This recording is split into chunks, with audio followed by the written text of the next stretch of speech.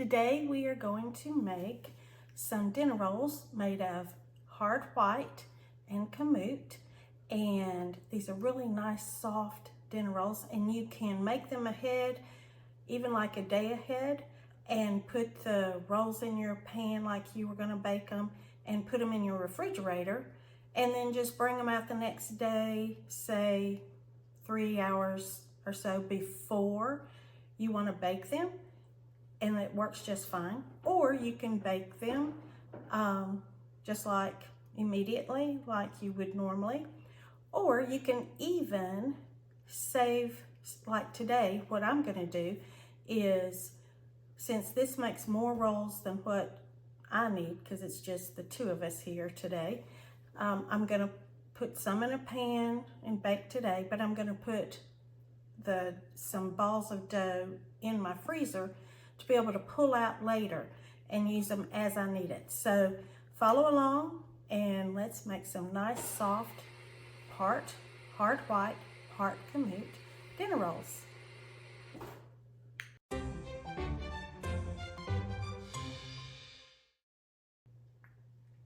Okay, so the first thing we have to do is mill some flour, and I'm going to use the Nutrimill Classic today, and I'm going to mill, I need between 5.5 and 6 cups of flour. So the way you figure out how much you need to mill is to divide the amount of flour you need. So I'm going to say 6 cups.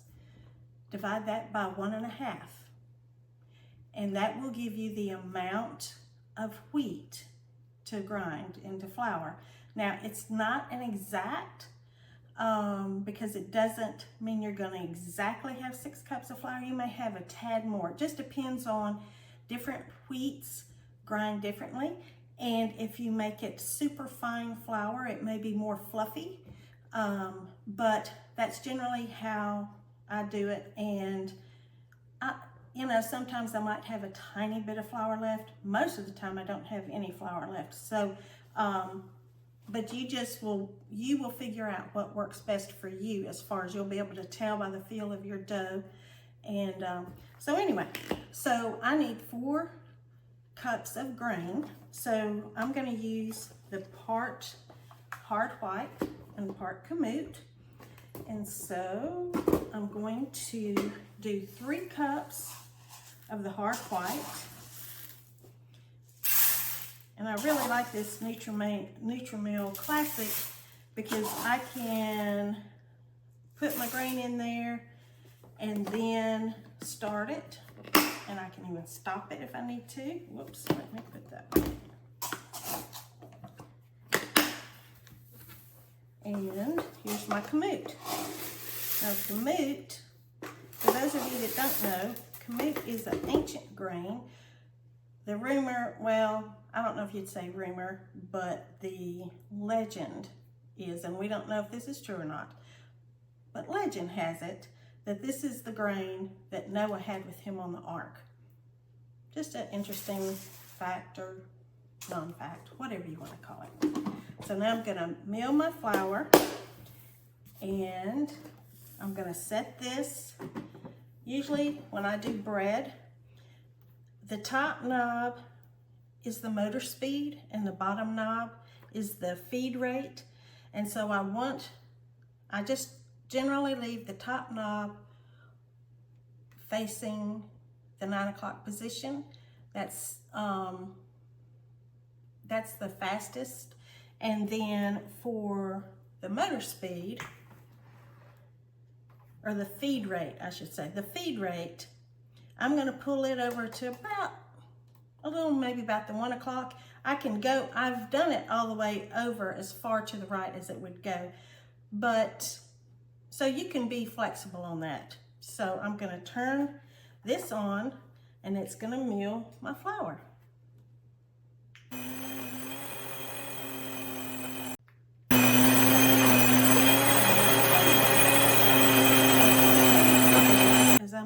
I need a cup of warm water and a cup of warm milk. Let me let you in on a tip. I have some powdered milk that I ordered from Amazon, And I'm gonna use, instead of trying to get cold milk to the right temperature, I just thought, hey, why don't I use powdered milk? So 1/4 cup of powdered milk, stirred into a cup of water, makes a cup of powdered milk. So I have 2 cups of warm water that I just got out of my sink, out of my faucet. And I'm gonna first get a fork.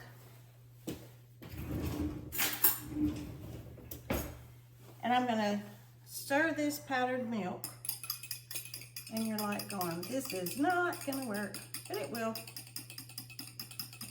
It's gonna turn in to watered down milk because we've got double the amount of water as milk. Okay, it's almost there. I just stir it good with a fork till it all kind of mixes in. There you go. I'm gonna pour it in here.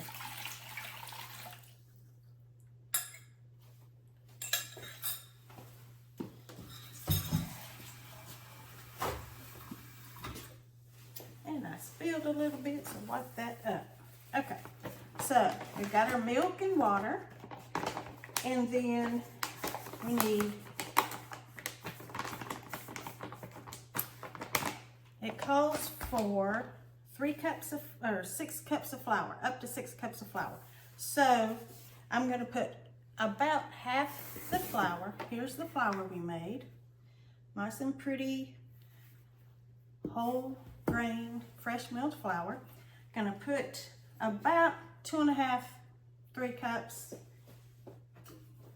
into my milk, water. Okay.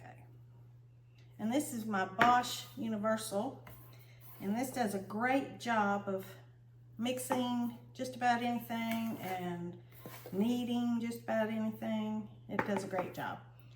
So put half the flour in there, and now I'm gonna put 1.5 tablespoons of instant yeast.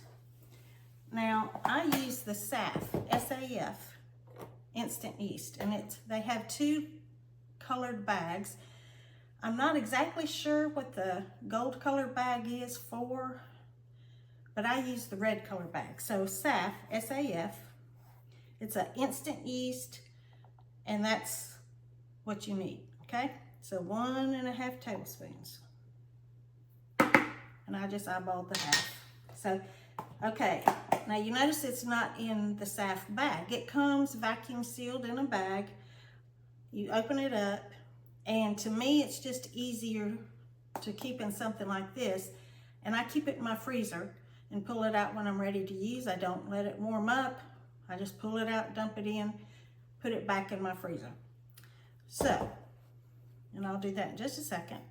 Okay, so here is our mixture, and we are going to turn this on and just let it, I'm gonna put a cover on it so no flour flies out in my face, and let that get all mixed till there's no dry parts, and then we're gonna let it set for about 15 to 20 minutes. It all depends on your house temperature. Now, my house, it seems like it's 20 minutes is really good, but my sister-in-law, who lives in another part of the country, and I guess her house temp is warmer, I don't know, but she says 10 minutes and it's super good. So what you're looking for is for it to be bubbly looking. It's called a sponge, and it'll have little holes all in it, and the mixture will have risen up some. You'll see that it has risen on the side of your bowl. So that's what I'm gonna do. I'm gonna mix it and then let it set. Okay, I've mixed it, and you just see it looks like maybe a super thick pancake batter. That's what you're looking for. There's not any dry clumps in it. And so now I'm just gonna let it set, and for about 20 minutes. I'm gonna cover it, and I'll come back when the sponge is done. Okay, so it's been right at about 12 minutes. And I think today it did a little better. Can you see those little holes in there? Okay, that's the sponge. That's what you're looking for. So I'm gonna say that's good. If I can get this back on.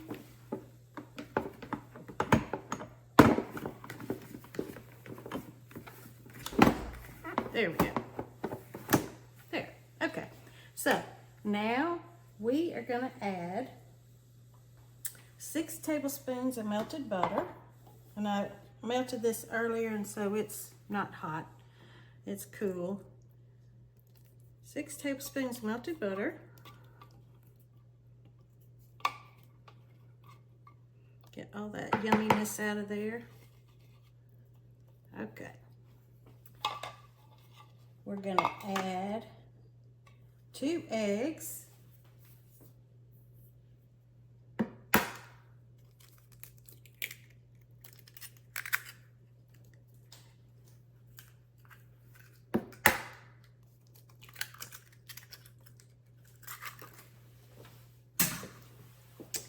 And some salt, a tablespoon of salt. Now, if you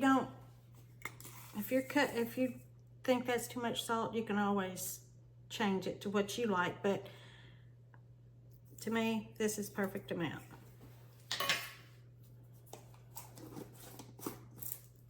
And then normally I use honey, but I just couldn't get this consistency to do like I wanted, so I'm using sugar today.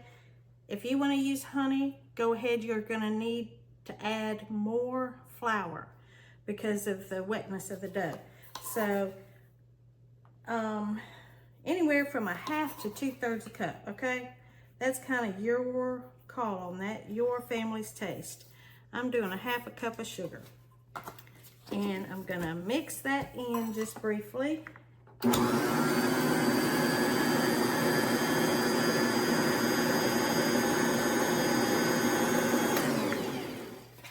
And now we're gonna start adding flour. And we already added 3 cups of flour, so that's about half of the amount. So I'm gonna add 2 cups right now, and then we're gonna just play. We're gonna have to just see how this goes. So there's 2 cups.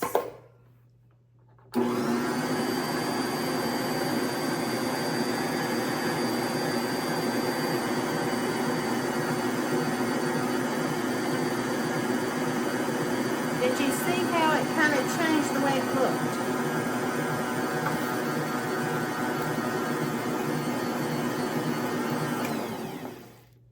Now I'm going to add just probably maybe 1/4 cup at a time, and I'm not going to dump in and just keep dumping.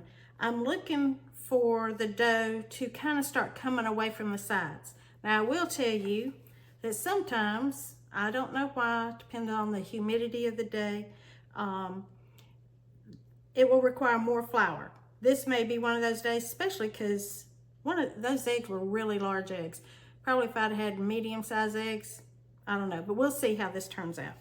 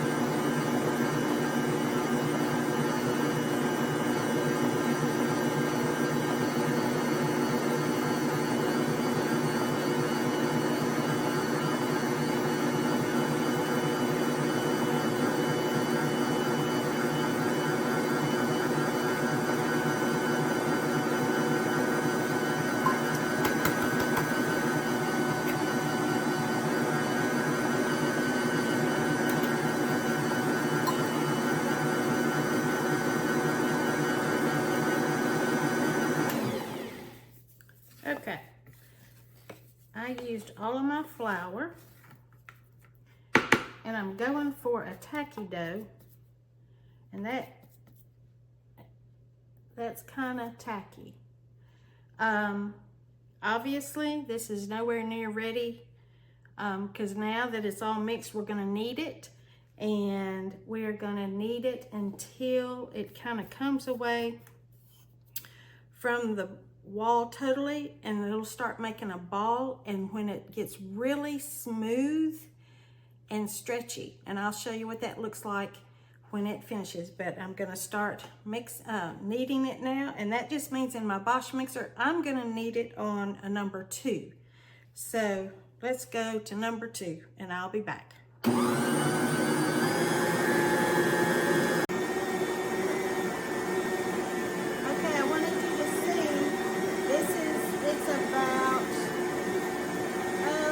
Probably needed it about 8 minutes or so, and this is what it's looking like right now. You can see it's coming away. It's come away, but it's still not a ball. So I'm just letting you see what it's looking like. Okay, so this is at 12 minutes. It's just about done, but you see how it's cleaning the sides? It could be, I might need to add another tablespoon or so of flour, but I'm just going to wait and see. Those eggs were so big that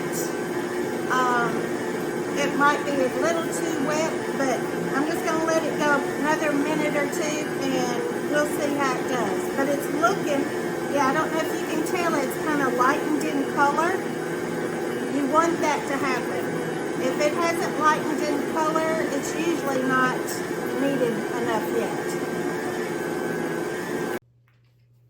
Okay, so I stopped it, and I've wet my hands, and I can tell those eggs were so big that this is still really almost too wet. I would not be able to form rolls with that. So I'm gonna add, I have extra flour in my freezer that I just dump in any extra I have left. Plus, I did mill some extra. I milled some for somebody one day, and then that didn't work out. And so I've just left this in my freezer. It's been there about a month or 2. I'm going to add just like maybe a tablespoon of flour, and let's see what that does.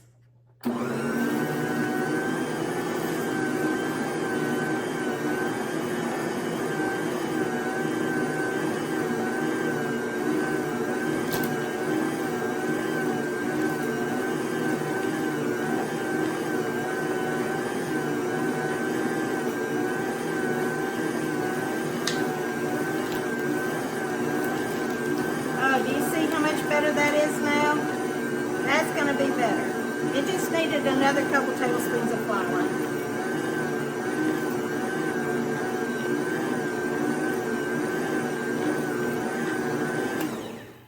Okay. Wet my hands, and we're going to see how stretchy this is. Do you see how stretchy? And I can get it real thin.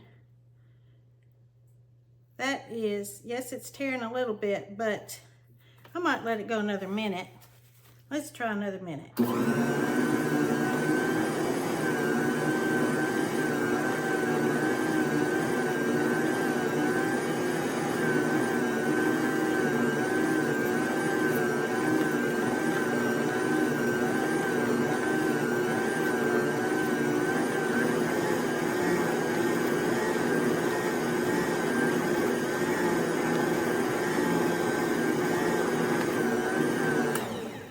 Okay, I'm gonna call that done. And I'm gonna put the cover on this and let it set for probably 10 minutes just to kind of relax the dough. Now, I showed you what it looked like stretching it out. That's how I kind of check and see if my bread dough is done as well. If it's that stretchy and can get that thin, that's called a window pane. I don't know if I actually got it to a full true window pane, but that's pretty stretchy, and that means it's going to rise well. So let me cover this, and we'll come back when it's time to start shaping rolls. Okay, so our dough has rested a little bit, and I have sprayed my mat with some avocado spray. I like to oil it, that way I'm not adding any more flour to my dough. I don't want my dough to get too dry. So I've sprayed my mat, and so now we're going to take this out of here. You see how good and, can you see how good and stretchy that is? That's good. Okay. I'm gonna stick this in the sink.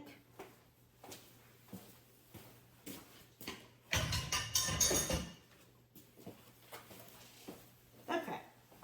Now, I like to get my hand oily so that it doesn't stick to my hand. But let's take this out, and this is a very, very soft dough. And like, I don't think you couldn't make bread with this very easy. It's too soft. It would, I don't think it would work. Cinnamon rolls, yes, you could make cinnamon rolls with this dough. But I don't think I would make a loaf of bread out of this dough. Okay, so I have this nice soft dough, and I forgot my bench scraper. Hang on.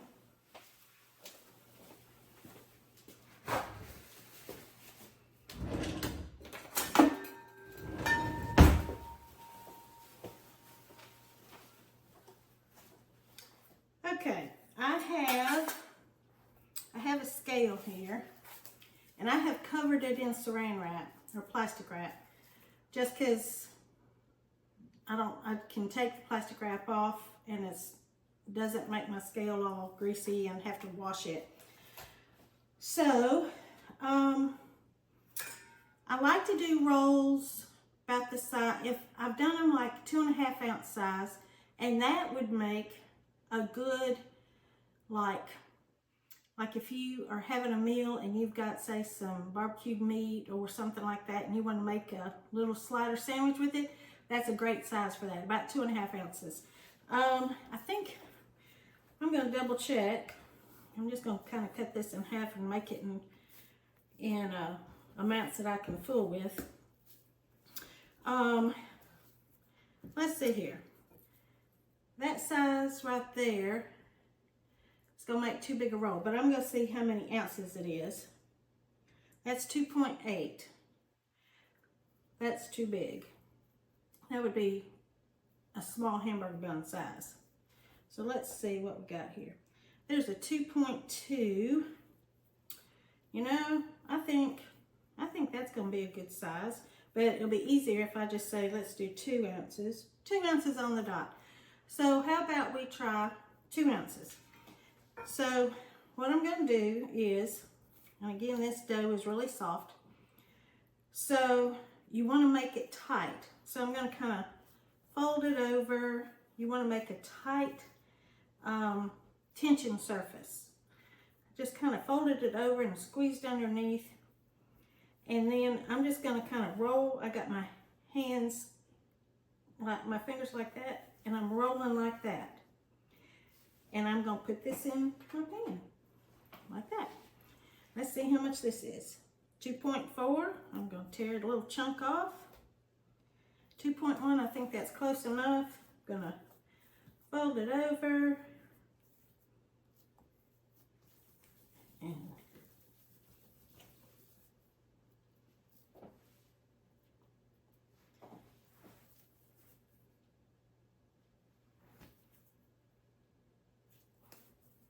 that one was 2 on the dot. Okay.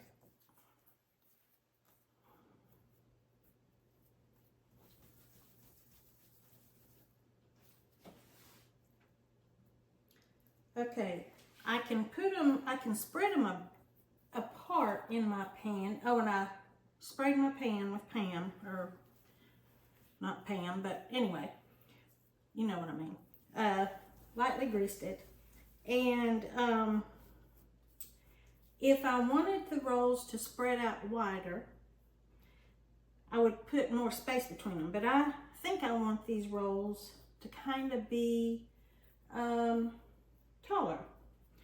So I'm gonna have a little bit of space between them, and that'll force them when they rise and hit each other, then it'll force them up.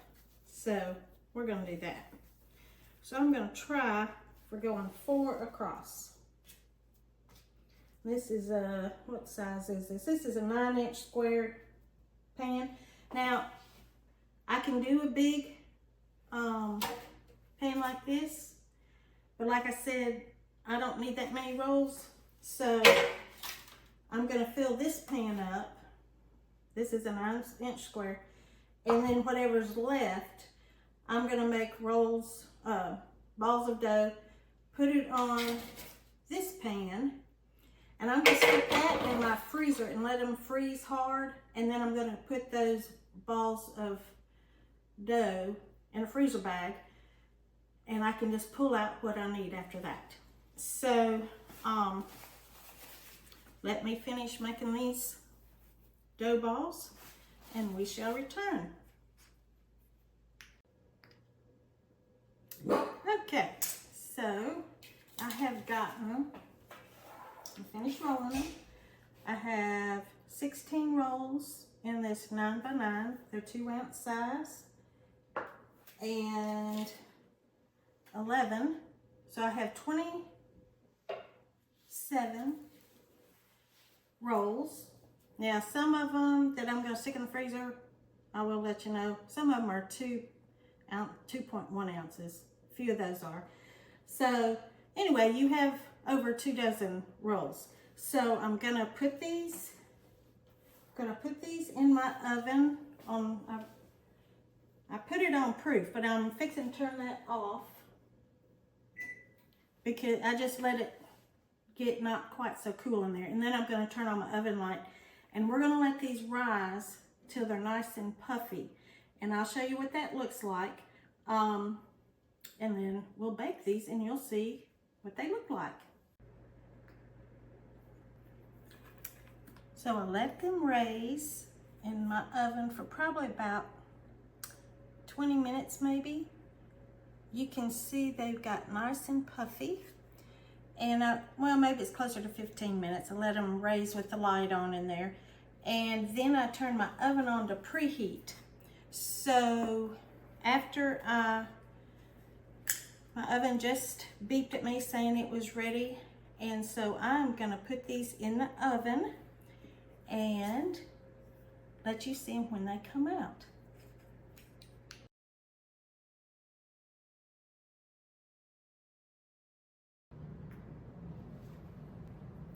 I just got these lovely rolls out of the oven. They baked between probably about 25 minutes. And then I just put some melted butter on top. I'm gonna let these cool just a minute before I dump them out. But the house smells lovely. I wanted to also let you know about Kamut. Kamut has higher protein than just regular wheat. So that's kind of a cool thing. And it also has minerals in it that actually help your bones. So that's good to know as well. So if you have Kamut on hand, try it. If you don't have Kamut on hand, which I didn't for a long time, just try making this with all soft white, all hard white, and you're still gonna have really good rolls. The Kamut doesn't change the flavor a whole lot, but it does, there's just this subtle difference. So try it with the all hard white and let me know what you think. And thanks for watching.